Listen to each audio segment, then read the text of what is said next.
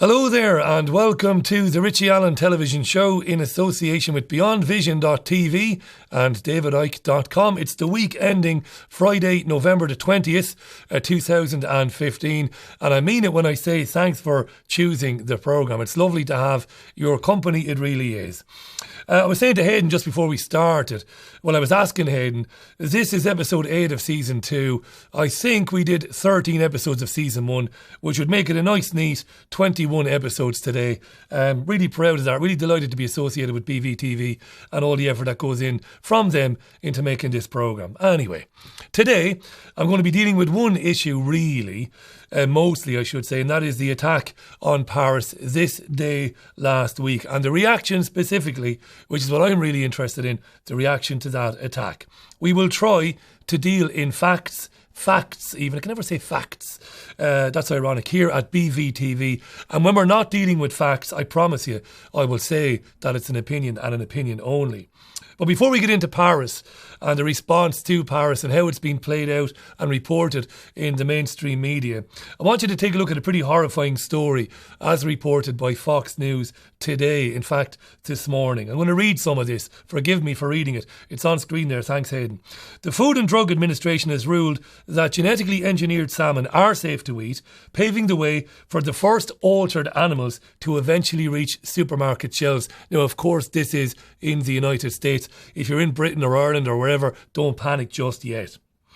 The decision yesterday, ends a 5-year battle waged by Aqua Bounty Technologies Incorporated to get approval to produce and market its salmon that has been shown to grow much faster than non-genetically modified farm-raised Atlantic salmon. In a statement, the Massachusetts even based biotech company said they welcomed the decision. Well, why wouldn't they?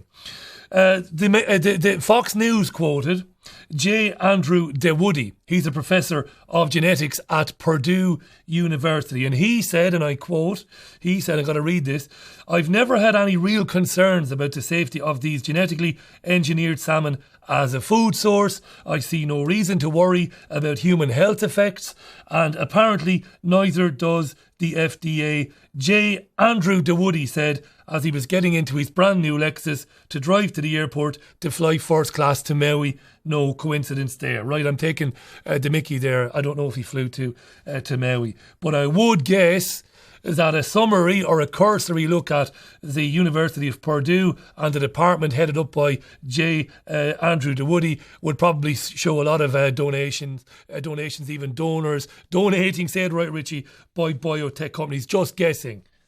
That's opinion, right? I don't know, that's not fact. There won't be any discussion of this in the American media over the weekend. Why, Richie? Why? Because of Paris and because of the fallout from Paris and the reaction to Paris. So great timing, you might say. Great timing. Look, the timing probably is only a coincidence.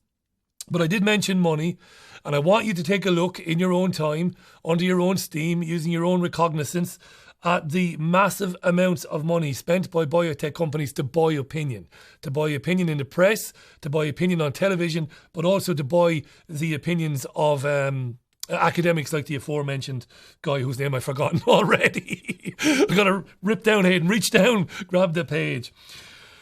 That's a serious story. We might revisit that in future programmes. All right then, Paris. Let's talk about what happened in Paris last week. 130 people were killed. That's a terrible thing. I do believe in my heart of hearts that it isn't something that is really taken into consideration by the independent media reporters and by the mainstream reporters. Everybody gets caught up in, the story. It's sexy to be reporting on it. It's lovely to be standing in front of the camera. Most people don't really give a damn about the people who died, but they were real people, those people. They had families, wives, husbands, sons, daughters. There's nothing funny about it. We'll get into that in a few minutes' time. Have a look at this before we get properly into Paris. This is a letter, as reported in the Daily Mail today, that was sent by a young boy to the troops. Now, apparently, some grade schools or primary schools in the United States, they send they get the kids to send care packages to American soldiers fighting overseas. There's a lot wrong with that maybe in terms of the teachers getting the kids to do it, but children are children, they're pure-hearted, they probably think they're doing a good thing. Hayden, do you want to put that back up on the screen again, that letter, so I can read it out? Because you couldn't make this up. Dear troops, thank you for your service. Me and my family are so thankful for you troops protecting us. Thank you for trying your hardest to protect our country. Good luck on killing those ISIS fucks. Right. Apparently, that's a genuine letter sent obviously by an anonymous child to troops. And the wife of one of the soldiers who received it, she gave it to the media, and that's what you have. Now, speaking to Sky News earlier on, Santa Claus said he wasn't surprised. He received a letter from the same boy on December the 28th last year that said, "Where's my PlayStation 4, you fat fucking bastard?" And of course... Now, Mr. Hewitt, you with Hayden Jr., the young boy of yours, it's hilarious. We do laugh when children swear because they're only repeating what we say and what they hear and stuff like that. But there's something a little bit sinister about that, isn't there? I don't know, you know. He's 9-10 years old. But and he's thinking about killing those ISIS folks. Well, hang on now. You see, I think what we're doing there is projecting how we view it. Kids play war. Kids understand good guys, bad guys. But he wrote the line though, didn't he? That's so it's on his mind. He has some understanding of what's going on. All he knows is he hears ISIS on the news or from his parents, and he sees a man there looking very different to him with a gun. He's the bad guy. When we were kids, well, when I was a kid, cowboys and Indians, or because of all the war films that were being repeated ad nauseum in the 80s. But they're so impressionable. Is he not getting a very simplistic view? Yeah, but he's a kid. That's of what's going on. That's what kids have. Good guys, bad guys. But he's never going to get the other side of it, is he? Well, that's up to him when he's older, isn't it? It's the same as when people indoctrinate the kids with religion. Yeah. You know, he just sees good guys, but he doesn't know ISIS from a hole in the ground. All he knows is the bad guys, and he wants the soldiers to kill those folks. Fair enough. Right. I'm not entirely with you on that, but I understand where you're coming from. I don't have a child. I mean, when I do, hopefully, I'll be able to chat with you about that. So the serious side of what's happened then. I want you to take a look at this poll conducted by the Daily Mail. It wasn't conducted. I bloody wrote that in my notes, but it wasn't conducted by the Mail. I'll tell you who conducted it now in a second. Bring it up there, Hayden, my friend, please. This is the poll. The Daily Mail says, and I'll read this while you're looking at the poll. The exclusive Comres poll points to a hardening in public opinion in the wake of the murder of 129 people in the French capital. A majority of 53% now support closing our borders to stop any Europeans moving to Britain permanently. A similar number would slam the door on Syrian refugees amid alarm that terrorists are sneaking into Europe posing as asylum seekers. The public are hardening their stance, according to the poll. The poll says the public have had enough and they want guaranteed protection by the police and the army. You know, in the last few years, my mate and a big champion of the independent media in general, and also the Richie Allen television show, David Icke. Well, David has been at Wembley Stadium a couple of times in the last few years. Wembley Arena, I should say. And in the first Wembley event, David had this to say. Take a look. You create a problem. Terrorist bomb, war, run on a currency, credit, crunch, rising food prices. Anything that will allow you to offer the solution you want to change society. You then tell the people the version of the problem that you want them to believe, i.e. Bin Laden did this, Lee Harvey Oswald did this. And the pathetic mainstream media, instead of investigating the official version, just repeat it to the people, and the people at stage 2 are supposed to react, and most of the time they do. React with outrage, with fear, and they say, something must be done, this can't go on, what are they going to do about it? At which point, those who covertly created the problem got that reaction, offer the solutions to the problems they have themselves covertly created. And those solutions are changes in society which advance the Orwellian state and the centralisation of power, so the few can have more and more power over the many by this centralisation of power. David coined the phrase problem, reaction, solution. It's used a lot now, but it can be traced back to him. It was his idea, it was his theory, his thesis, for want of a better way of putting it. Create a problem, whether it's terrorism, financial collapse, whatever. The public demand a response from that. And you've got the pre-prepared solution. That's what David said already.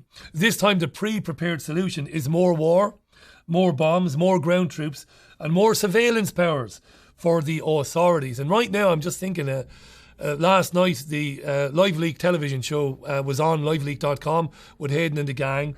And while that was on, I'm juggling a couple of things. I'm looking at what Hayden is doing, and I'm looking at Question Time on the BBC. It was quite interesting. They had Anna Soubry on there last night. They had Mehdi Hassan on there last night. They had Andy Burnham on there last night, and Max Hastings from the Daily Mail.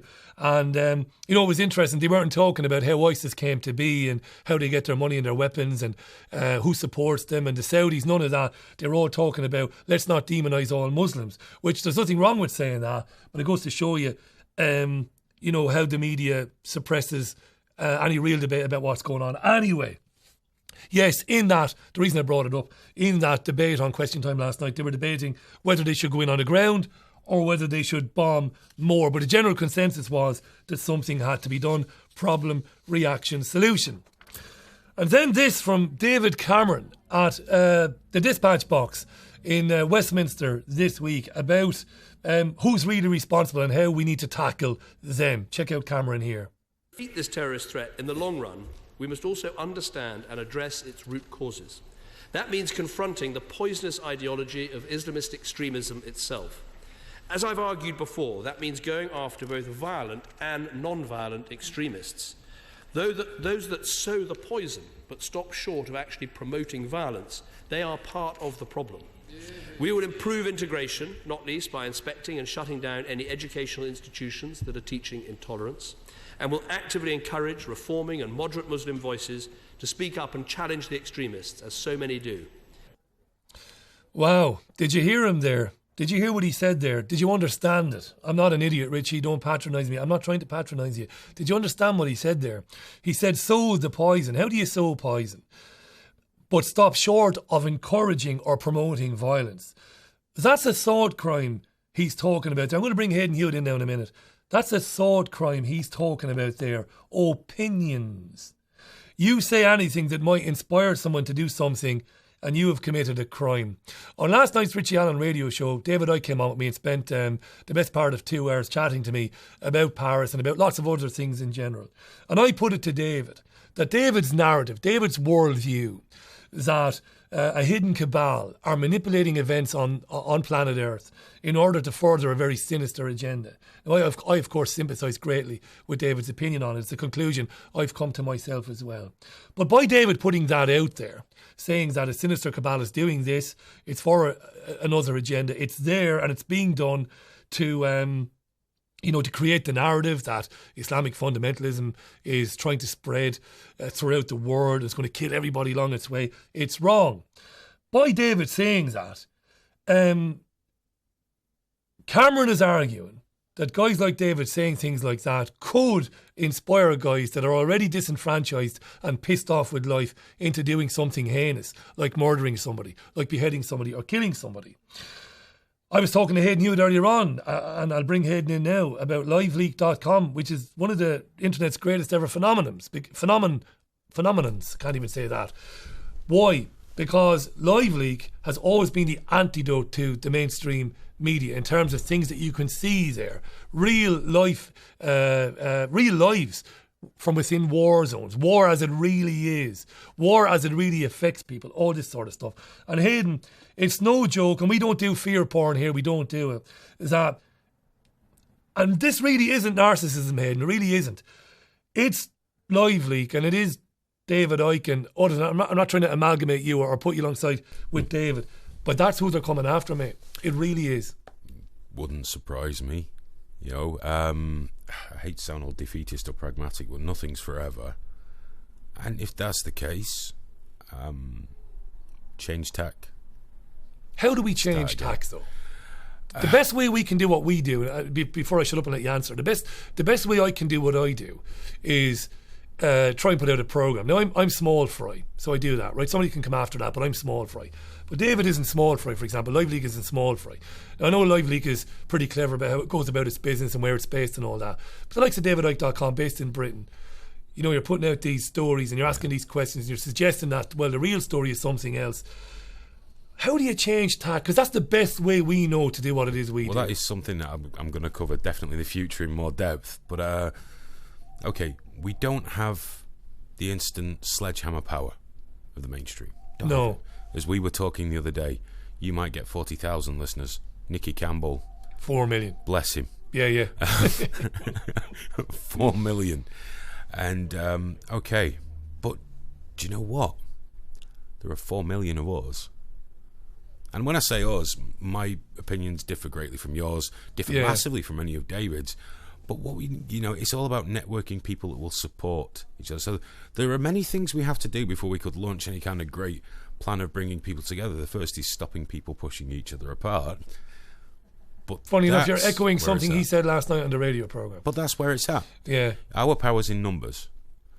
The problem is we're all very divided, and the independent media, the people that follow it, are incredibly guilty of attacking people from the outside. The same as people that are predominantly fed by mainstream. Word for word what David Icke said. But it's true. Night, it's absolutely true. We have to be different. We have to be better.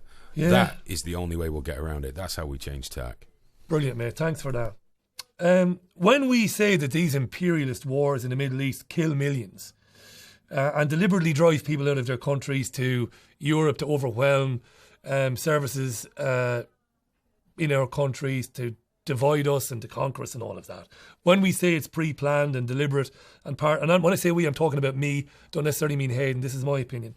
When we say it's pre-planned, deliberate and part of a darker agenda, we can now be accused of poisoning the minds of people. This is incredibly, incredibly dangerous and worrying. And I'm purposely not going to be, shouting and ranting and screaming and swearing about it, because I'm thinking hard about it. It's incredibly dangerous that a Prime Minister can be allowed to say that. And he's not being challenged by academia. Before we turned the cameras on today, in the green room, Hayden and myself were talking about where's academia? 25, 30 years ago, you would have had them coming from John Moores University in Liverpool, from the University of Manchester. They would have been coming from Oxford, from Cambridge, screaming from the rooftops saying that Cameron is out of order. And they would have been comparing him to Stalin. They would have been. Believe me. Because that's what he said. He's got form, of course, says David Cameron. Do you remember this? This is Cameron at the United Nations. I reckon about a year and a half ago. Have a look. It's clear that many of them were initially influenced by preachers who claim not to encourage violence, but whose worldview can be used as a justification for it. We know this worldview, the peddling of lies, that 9/11 was somehow a Jewish plot, or that the 7/7 London attacks were staged. The idea that Muslims are persecuted all over the world as a deliberate act of Western policy. They must be beginning to feel the pinch. They must be beginning to feel that there is some sort of an awakening or an uprising coming, whatever way you want to describe it. When they say, people who don't believe or swallow our lies are dangerous by nature of the fact that they don't believe our lies, and that they have the temerity to go on a Facebook page or open a podcast or whatever. People who say the 7th of July bombings in London were staged, he said. Well, I've expressed my opinion before on the 7th of July. I've said I don't believe the official version. I actually don't know exactly what did happen, and that's the truth, and you've got to always tell the truth. But I do remember this from Peter Power. Issue. Today we were running an exercise for a company, bearing in mind I'm now in the private sector, and we sat everybody down in the city, 1,000 people involved in the whole organisation, but the crisis team. And the most peculiar thing was we based our scenario on the simultaneous attacks on the Underground and mainline station. So we had to suddenly switch an exercise from fictional to real. And one of the first things is, get that bureau number. When you have a list of people missing, tell them. And it took a long time. Just to get this right, you were actually working today on an exercise that envisioned virtually this scenario. Almost precisely. I was up until 2 o'clock this morning because it's our job, my own company, Advisor Consultants. We specialise in helping people to get their crisis management response. How do you jump from slow time thinking to quick time doing? And we chose a scenario with their assistance which is based on a terrorist attack because they're very close to a property occupied by Jewish businessmen. They're in the city, and there are more American banks in the city than there are in the whole of New York. A logical thing to do. And I've still got the... I was going to say, how extraordinary today must feel for you as it unfolds. It's quite extraordinary, isn't it?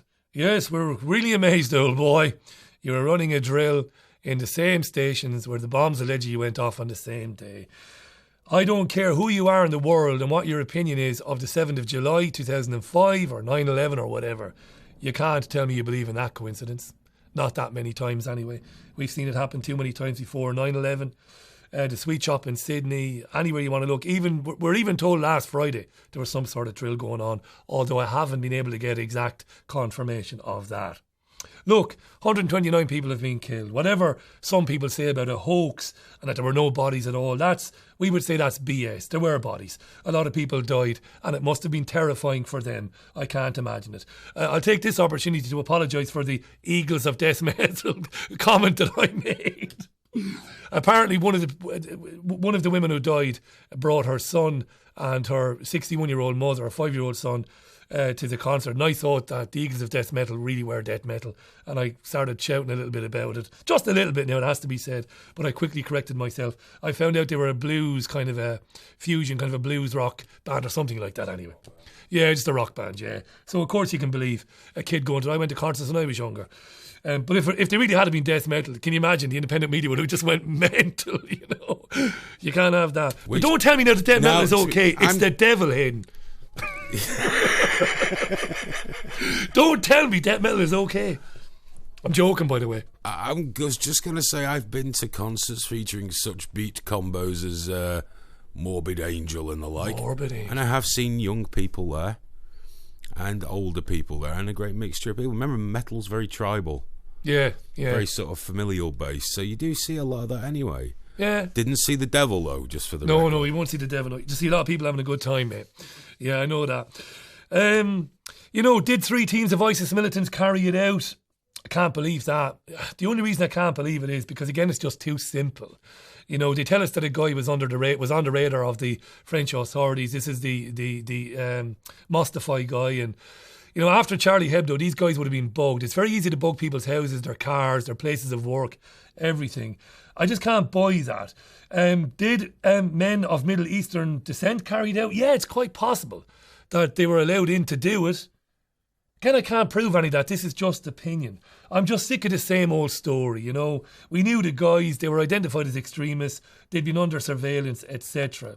And as I said, after Charlie Hebdo, anybody with the tag extremist in France, in Paris, would have been bugged, followed, but they weren't. It's getting old, folks. You know, the passport thing is getting old. Hayden made a good point on his podcast the other night. Of course, passports can possibly survive the bomb. Of course they can. You know, it's ludicrous to say it's impossible. Of course they can. My problem with the passport is that, you know, passports turn up all the time. I said to David on the radio show last night, and do check it out at richieallen.co.uk or YouTube.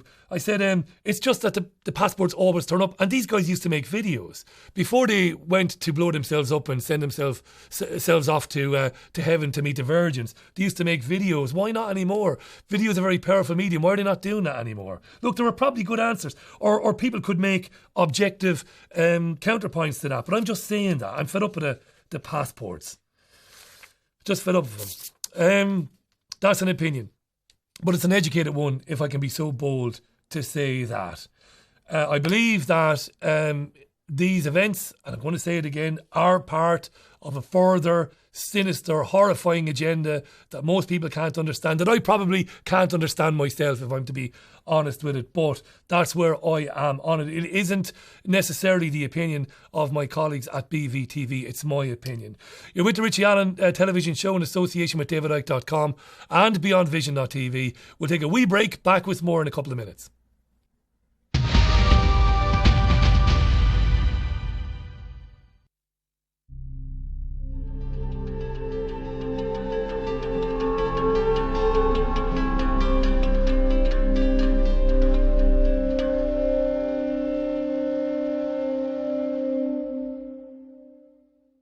Attention, small business owner. When is a box more than just a box?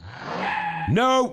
Oh no, that's just weird. A box is more than just a box when it can give you a couple of extra hours in bed, or at the very least some time to do something more fun and or productive than bookkeeping. Just bang all your paperwork in a box and we'll take care of the rest. Accounts Direct. Accountants on your side.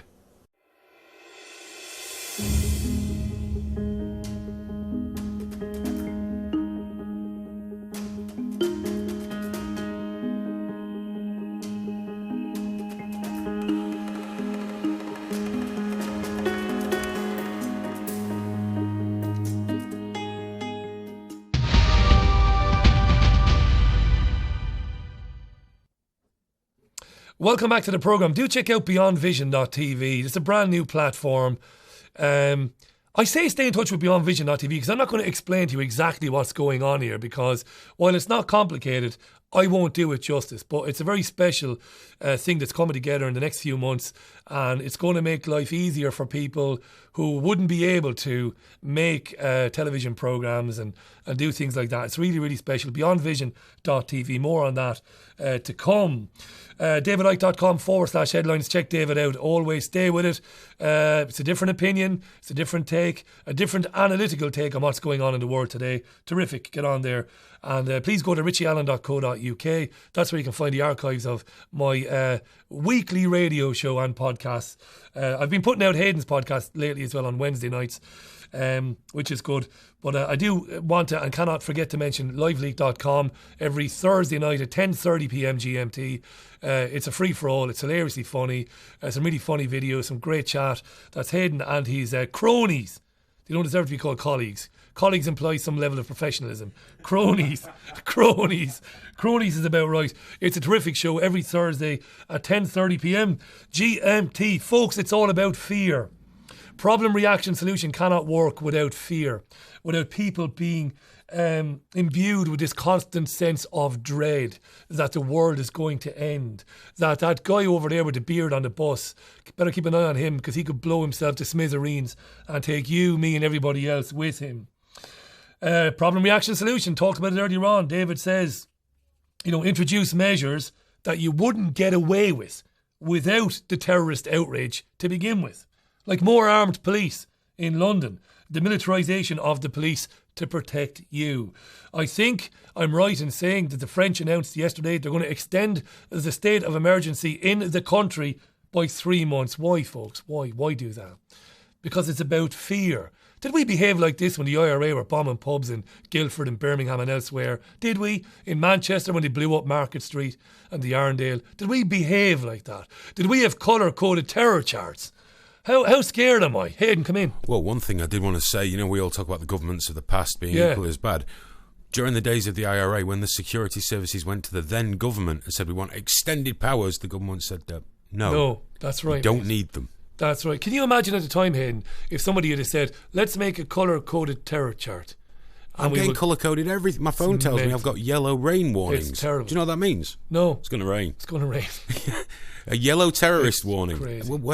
It doesn't work like that. Hayden, I don't know what's going on. It's just fear. It's sowing seeds of fear. It's sowing the seeds of fear. And we're going to play a clip here from Bernard Hogan Howe.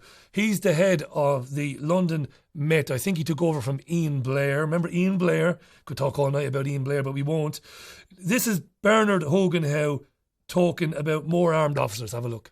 But I think what Paris showed us, with so many attackers, with so many scenes moving around at speed, we need to have a mobile reserve. I've got a good idea how that can be achieved, and over the next few weeks, as I've worked all that detail out, we will be announcing it. It won't necessarily need more resources, but it will mean that some of our officers have to have another skill. Wow. LBC love him, by the way. They have him on every day to scare the bejesus out of the people of London and anybody else who's listening out of their wits. Here is severe but no intelligence. I'll come back to that in a second. Here's Hogan Howe talking to Ian Dale. Remember Ian Dale? After the Tunisia beach shooting. So this is a few weeks ago.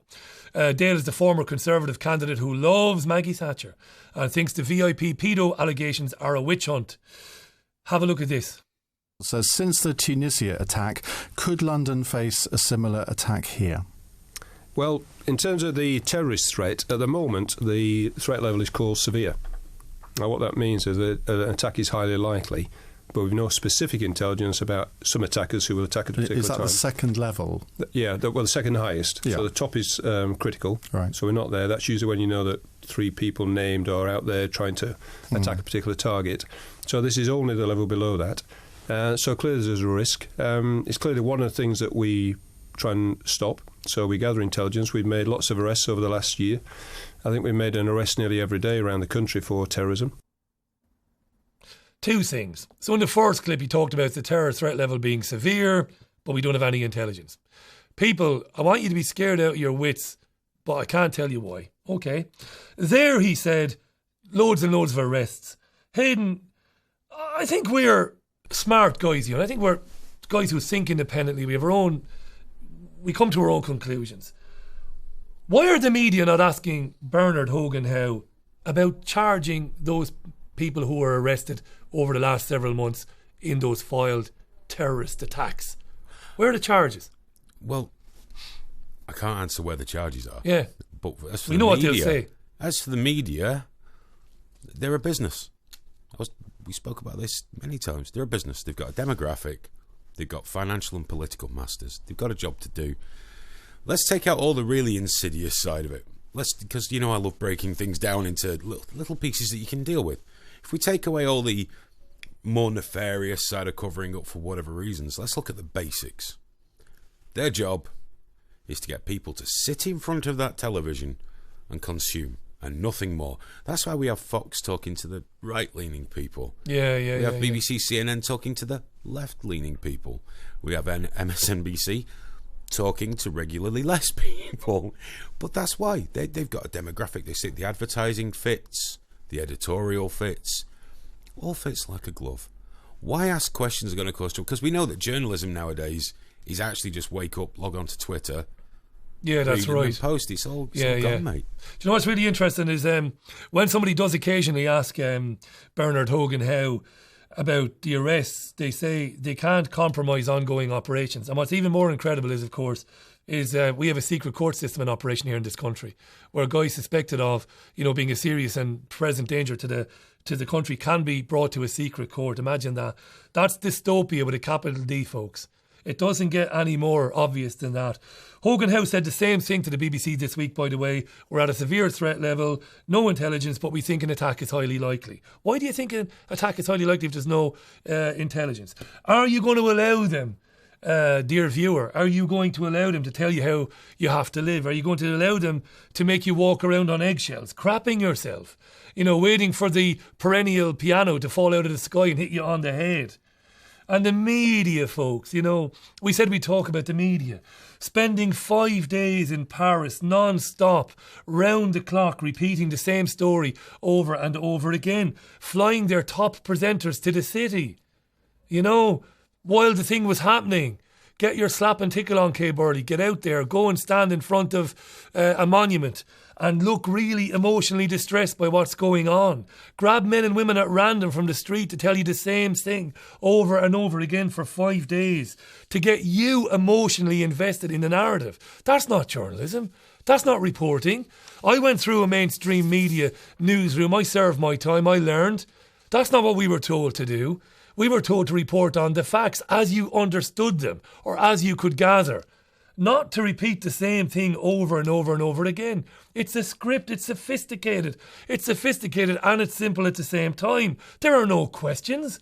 There's no examination of what happened, nor how it happened. How did it come to be? How did these guys get into the country? Who are they? How did they get the weapons? What were the security services doing? None of that. We should all be crying at candlelit vigils for those poor misfortunate people. Yes, but that's not good enough. That's not good enough from the media. We're all in it together, they tell us. We are all at risk from the scourge of international terrorists. It's going to happen here, they tell you. It's inevitable. That's horrendous, folks. That really is 1984, that. That's Blade Runner. That's all those films that looked into the future and what the world is going to be like. We're right here now. No questions. The last time I can remember the BBC doing its job, talking to Hayden about this earlier on, was when the BBC commissioned Adam Curtis to make a series of films called The Power of Nightmares. Hayden said to me earlier on that he's yet to see them. Hayden is pretty smart. He's as clued in as anybody has ever met. But he's in the majority. A lot of people haven't seen them. Why? Because the BBC only ever played them once. American television bought them. HBO bought them but have refused to ever broadcast them. Why? Because of what he said. This is outstanding. Look at the introduction to The Power of Nightmares. But now they have discovered a new road that restores their power and authority. Instead of delivering dreams, politicians now promise to protect us from nightmares.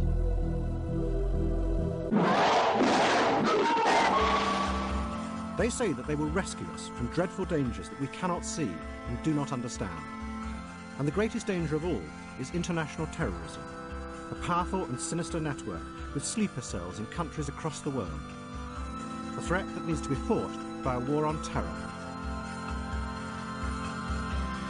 But much of this threat is a fantasy which has been exaggerated and distorted by politicians. It's a dark illusion that has spread unquestioned through governments around the world, the security services and the international media. This is a series of films about how and why that fantasy was created and who it benefits. Much of this threat is a fantasy, said Adam Curtis, one of the world's great journalists. Not because he's agreeing with me. That's not why I'm saying that. He's made some amazing films over the years about society, about culture, about who we are, where we came from, where we're going. It's a fantasy which is spread unquestioned through the media and the intelligence services. Wow, that's kind of poignant, that, isn't it, today? 10 years after he made that film. Who does it benefit? I'll tell you who it doesn't benefit, the terrorism. Paris last week. It doesn't benefit the millions killed in the Middle East and who will be killed when we start bombing the bejesus out of Syria. It doesn't benefit you or I because they come after our civil liberties in the name of protection. And that's what they do, you know. And I want you to watch I don't have a following. I don't have an audience as such, not like the BBC, like Hayden rightly said earlier on. It's a point I made earlier on in the week on the radio programme. But there are some people who've been with me over the years and they're sick of me talking about the power of nightmares. They're sick of it because I mentioned it so many times. He talks about Leo Strauss and Saeed Qutb. Who were they, Richie? Well, Qutb is kind of the father of radical Islam and Strauss is the father of neoconservatism. And their lives paralleled in the 1950s and, you know, radical Islam has become the replacement threat now to Red Russia, Communist Russia as it's gone away. You really need to know all this stuff before you can go on Facebook. And I'm talking to you, the lunatic who says the Mossad did it every time somebody slips on a banana skin. Or you who says that there were no bodies, that it was all a hoax. You need to know this stuff. You really need to educate yourself. You know, David Icke has educated himself. He knows this stuff. Hayden Hewitt has. He knows this stuff. Their opinions are different on certain things. Watch the films. There are 3 of them. The greatest films ever made by the BBC. What's the media being reduced to? This. Have a look at this picture. This week. You saw it before me. You put me onto it. Do you want to explain what this is? It's a sign of impending madness. They sent somebody to cover the murder of more than 100 people. No matter what you believe, Spot the on. murder of over 100 innocent people. Sky News sent one of their top people. I guess we can only thank whatever gods you might believe in it wasn't Eamon Holmes. No. And what does Kay Burley tweet? Doesn't this dog look sad? Yeah. I hate to break it to Kay Burley. I don't think the dog knows what happened. No. The dog, and you're a dog lover as well as I am. Yeah, of course. But we're actually going to make it even more bizarre. We're now going to discuss what's really going on with the dog. I know what's going on with the dog. Who the hell are all these people? Yeah, can we go now? Yeah, can we go now? I'm bored. It's sickening. Kay Burley, who as Hayden quite rightly pointed out, is one of Sky's top presenters. She does the 2 to 5 p.m. stint Monday to Friday. And has been doing it for a long time. But Sky weren't happy with that. They also, not only did they do this on a live show, but they also quickly got it onto YouTube. They wanted to educate their viewers, their followers, as to how to sing La Marseillaise in time for the England football game. You can't make it up. Look at this. This is Sky. Allons enfants de la patrie, le jour de gloire est arrivé. Contre nous de la tyrannie, l'étendard sanglant élevé, l'étendard sanglant élevé. Entendez-vous dans les montagnes, mugissent et féroces soldats. Whether it was Cronkite, Morrow, the wonderful, I can never remember her surname, the wonderful Helen, who sat at, Helen Thomas, God love her, who sat at many a presidential briefing at the White House, at the Oval Office, and asked seriously tough questions of many presidents until George Bush eventually got rid of her, stopped her asking questions. These men and women would turn in their grave, you know. The media's job is to hold the elected authorities to account, to hold governments to account, to hold corporations to account. Sky News there were mind controlling you. That's what it is. It's mind control, investing you in the drama of what happened in Paris. And it's in full swing, as we were telling you today. I mentioned on the radio show during the week is that Leni Riefenstahl would have been proud of it. She's the woman who made Triumph of the Will, of course, in 1936 or 37. I don't know, but my movie geek friend Hayden New will know it was 36 or 37, Triumph of the Will. I can't remember. One or the other. Anyway, 38 I'm probably. thinking 36, but yeah, I could be wrong. Yeah. If we were on Pointless, we'd be in trouble, wouldn't we? Speaking of the BBC. But it was... Yeah, and it's widely considered to be one of the greatest propaganda films ever made, and so many reasons. Have a look at this clip about Wembley. Look at what they did to Wembley Stadium this week. Hayden's going to run the clip now.